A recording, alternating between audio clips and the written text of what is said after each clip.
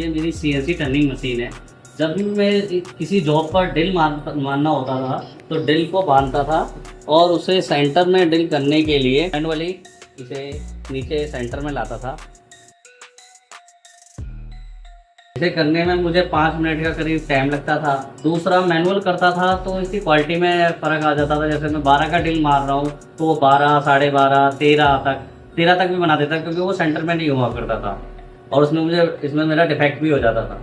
अब इसमें मैंने एक इम्प्रूवमेंट किया है। मैंने एक इसका सेंटर निकाल लिया है मशीन का, और वो स्टिकर पे भी यहाँ लिख दिया है कि एक्स की वैल्यू में -279.5 वैल्यू हमें ज्योमेट्री में डालनी है, कुछ इस तरीके से।